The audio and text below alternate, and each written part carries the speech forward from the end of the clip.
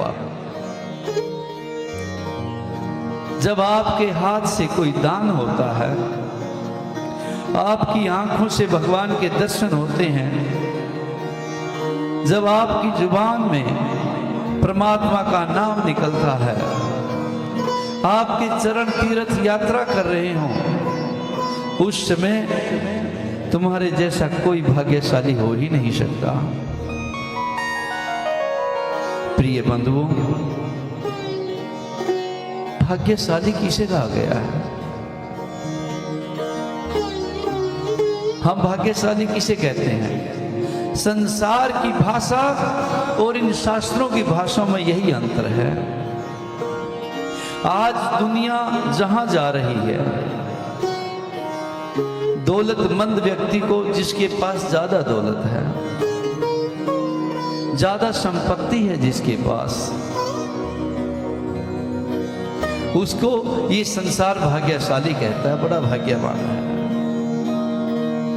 लेकिन प्रिय बंधुओं, ये शास्त्रों की भाषा में उसको भाग्यशाली नहीं कहा गया, संतों की भाषा में उसको भाग्यशाली नहीं कहा गया।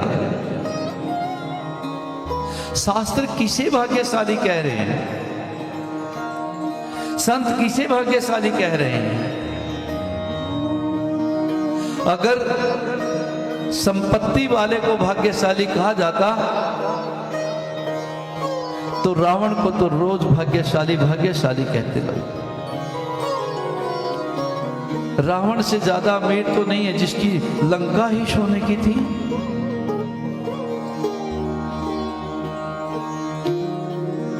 स्वयं अन्नपूर्णा माता जिसका भंडारा बनाया करती थी, स्वयं वरुण देवता घर में पानी का छिड़काव करते थे, जिसकी मृत्यु स्वयं पाए के बंधी हुई थी। लेकिन किसी भी संत के मुख से या पुराणों में हमने उसको भाग्यशाली नहीं कहा। वो देखिए हिरण्यकशिपु को, जिसने अपनी मौत को जीत लिया था। ना देव से मरूं ना दानव से मरूं, ब्रह्मा के बनाए हुए किसी जीव से मेरी मृत्यु ना हो। बाहर ना मरूं, अंदर ना मरूं, ऊपर ना मरूं, नीचे ना मरूं, दिन में ना मरूं, रात में ना मरूं, 12 महीनों में ना मरूं, और तीनों लोगों को जीत लिया। देवता जिसके सामने छुपने लगे थे।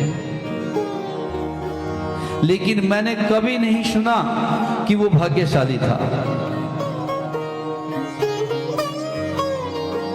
ज्यादा दौलत कमाना भाग्य की बात नहीं है। आज समाज में कितने भ्रष्ट लोग हैं जो दौलत इकट्ठी करने पे लगे हुए हैं, और दौलत इतनी इकट्ठी कर रखी है उनको खुद को पता नहीं है कि उनके पास दौलत कितनी है। लेकिन प्रिय बंधुओं, सरकार की संपत्ति इकट्ठी करने वाले को भाग्यशाली नहीं कहा गया।